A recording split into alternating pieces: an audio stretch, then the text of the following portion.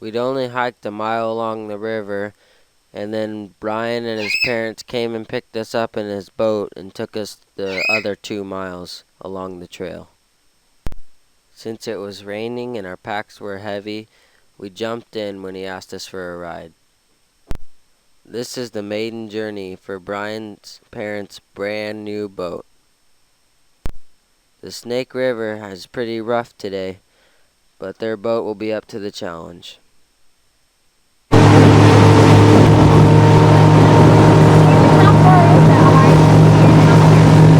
To Spring Creek is 3 miles from the trailhead. We have 3 miles. What's that? You say there's another 3 miles. We're dropped off at Spring Creek, and we start to hike up there, and from now on it's just 1 foot over the other as we head up the hill. We have to hurry because we have to get to a place where we can camp before dark. We're being soaked by the drenching rain. You enjoying it? Immensely. You've lied to me so many times. You're bad as somebody else I know. Well, keep going then. We're laboring hard with heavy packs as we start to leave the river behind. That persistent rain won't give up, and we're getting soaked, and the trail's getting muddy. Of all things, there's a great giant bear right across from us. Take another in Eddie's head.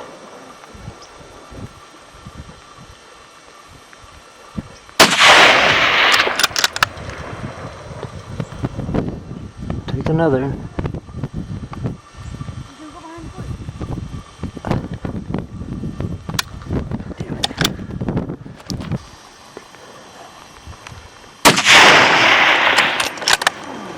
Let me try more. Okay, now watch for him. You want to try a shot? Well, go ahead. There he goes. Now, take a real careful rest and hold just on the very top of him, if not a little above him.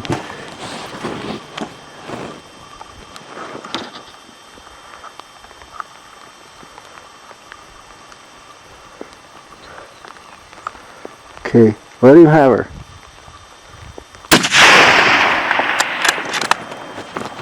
Give him another.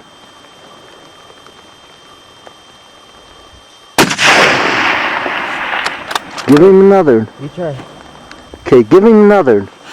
Get more shot. Hold right on top of his back. Hold just a little above him. Got him. No? Do you have more You shells? shot right ahead of him. You got more shells? I don't think so.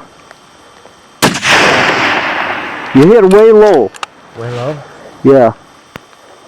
Grandma, tell her to get some shells. Okay, hold above him now.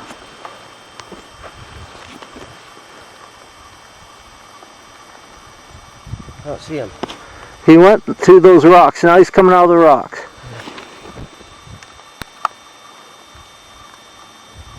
Still there? Yeah, he's up above some of those rocks. That was a giant fat bear, and it looks like he made good his getaway. He should be a little smarter now.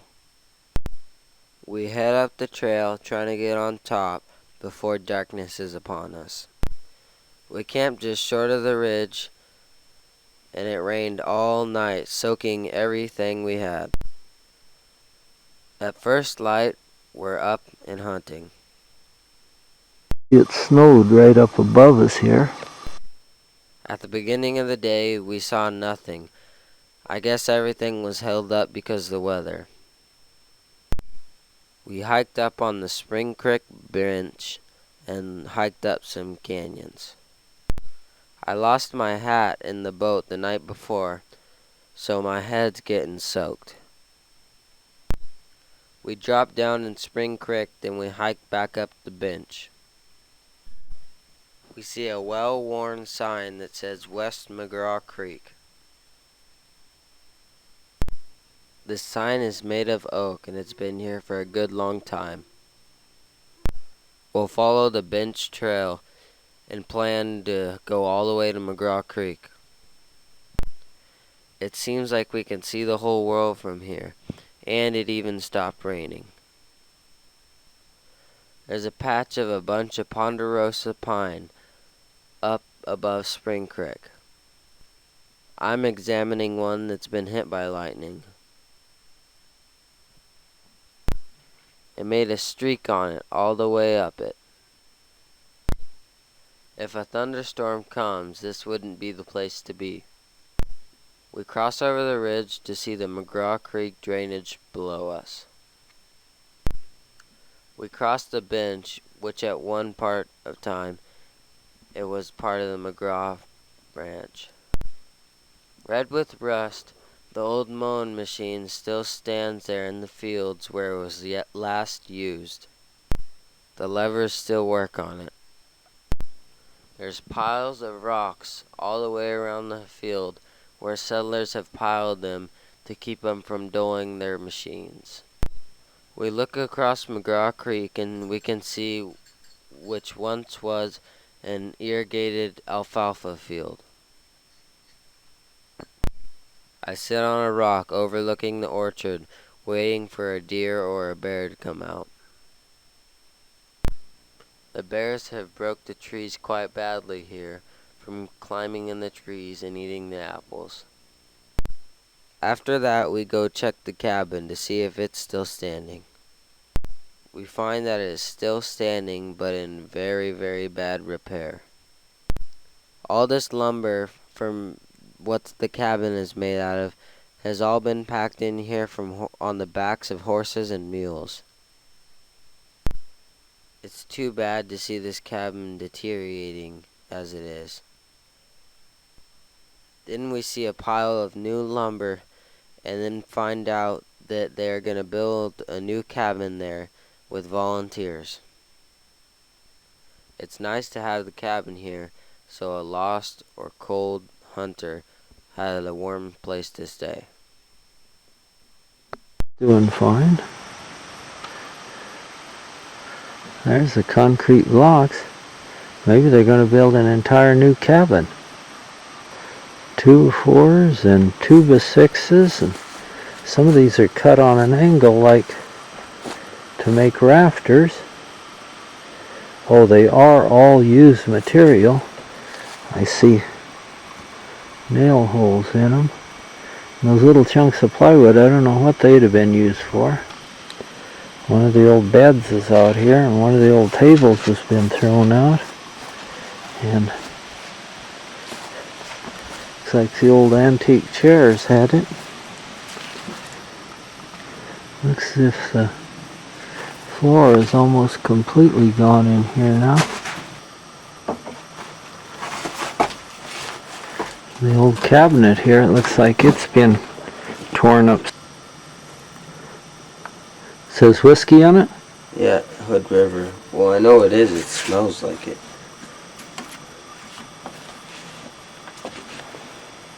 You smell it? What does it smell like?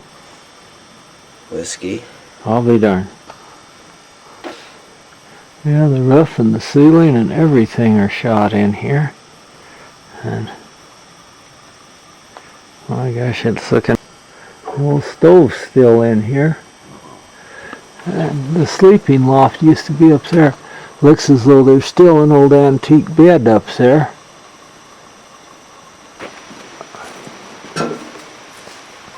Must have been the kids' bedroom upstairs up there. What kind of people would hike all the way here bringing beer cans? I don't. Looks like the kitchen portion of it's ready to cave off here.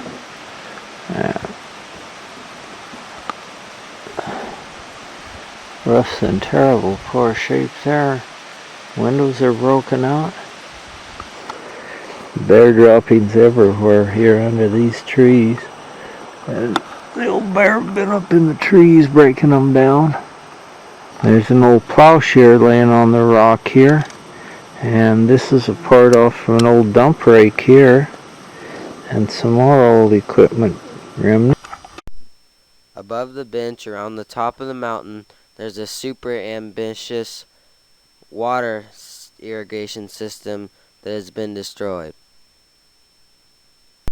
The water was taken from high above McGraw Creek and ditched down on top of the cliff, and then was allowed to spill over the hillside to irrigate the field.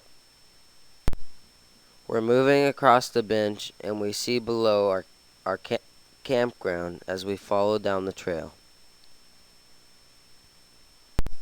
We can see my grandma below drying out our stuff at the campsite. Fortunately, we had a little sun break to dry out some of the gear, and the Snake River is down below. On our way to camp, we sit on a big rock scanning Spring Creek for a bear or a deer. The folded hills across us is limestone that even still has fossils in it. This morning we saw one small buck and 2 does, but nothing more. When we got back to camp, it was nearly dark, so the next morning we got up before sunrise to go hunting. The sky was lit up like it was on fire.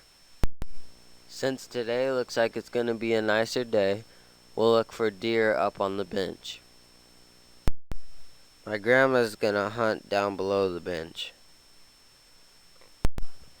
Then up on the bench we see 3 big bucks.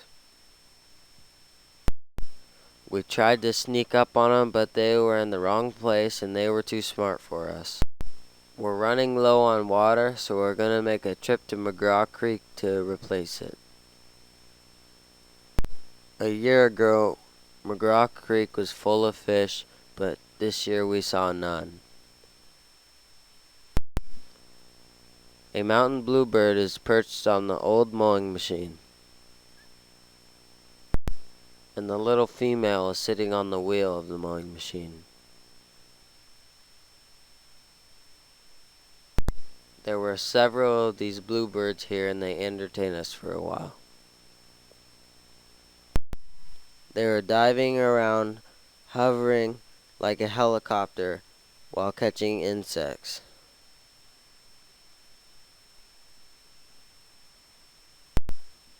Looks like this beautiful male just caught him a big bug.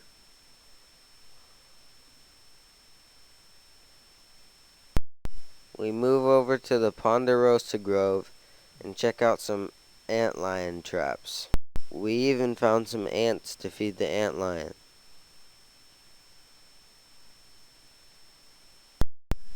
We throw the ant in the little volcano and he spins out and the antlion grabs him instantly.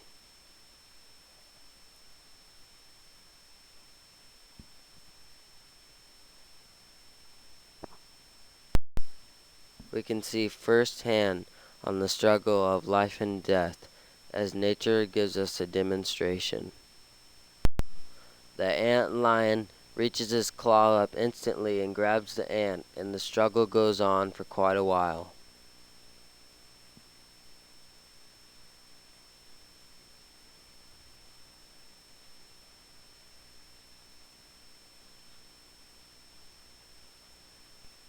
This ant looks like he's dinner for an antlion. Struggle as he might, but he can't get rid of the death grip of the antlion. He sure grabbed that ant. What do they look like? Oh, that kind of like a crawdad. Look at him, he's got him. How big are they? Not very big. They're big enough to hold a big ant like that, though. See, he's got him. Yeah. An old boar bear has scratched this old ponderosa pine tree that's been struck by lightning. When we get back, my grandma has told me that she saw 7 deer down in Spring Creek, so when we get back, we go down to investigate. Even though she said they were all does, we found a buck. I wanted a rattlesnake rattle, so I killed the rattlesnake and got my rattle. It was small, but that's okay, I still like it. When we got back to camp, I cooked some macaroni and cheese. So we had us a feast. We will get good energy from this hot meal.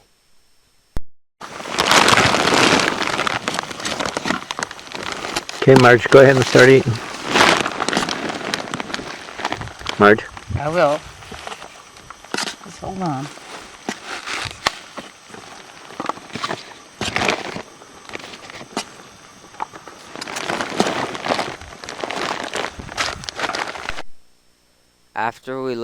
After we eat, we look over the hill and we see a buck, and my grandpa shot him.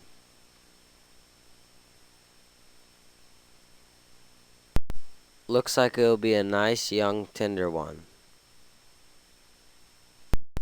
with a real nice set of little spike horns. As we arrive back to camp, we find out that my grandma has shot a deer.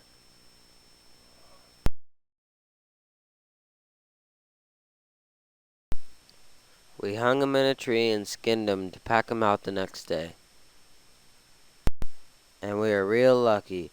Bear or a mountain lion, neither found it.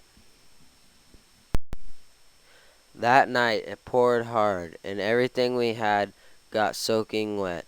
So the next morning we got up and started to pack out. It's going good. Going good? I don't need to tell you, you'll probably jinx me. That blue bag is my camera, right to your left. And my glove. We ran out of drinking water, so we've captured water, rainwater, off some tarps here. And so that'll be our drinking water. Now Steven's bottling it up. Alright, go ahead, you'll keep you warm. Actually, you'll stay dry, Hunchback.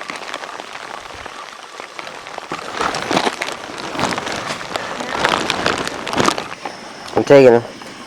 Oh crap, I didn't mean to do that. We might get a little bit of rain, but nothing like what we had up there this morning. Here's the heart from Grandpa's deer we're cooking up. We ran into some county people, and they showed us an obnoxious weed. Okay, this is called what now? RUSH skeleton weed. And where's that? That's been introduced in recent years from I someplace? first discovered it in Baker County 13 years ago. Oh, And it's the reason why we're so concerned about it is Idaho's got millions of acres of it, around Banks, Idaho. yeah. Oh, It's dominant. It's a bad weed. taken over, huh? Yeah, for some medicinal Oh, purposes. this is the gumweed. It's indigenous to this area Yes, then? mhm. Yeah. And do you know what the medicinal purpose was of it? Oh, I forgot what that was. I think. I'm not sure. The turkey mullein is growing here Yeah. along the road. The bitter bush here. And that's a winter feed for deer and elk. Yes. Here's another gumweed that's in bloom. I went down and tested the water to see if I could catch a fish. I caught 2 bass, but they are both too small, so I turned them loose. We see a lot of the butterfly mullein, and its seeds are important to feed game birds. They're quite large seeds, but boy, do the birds love them.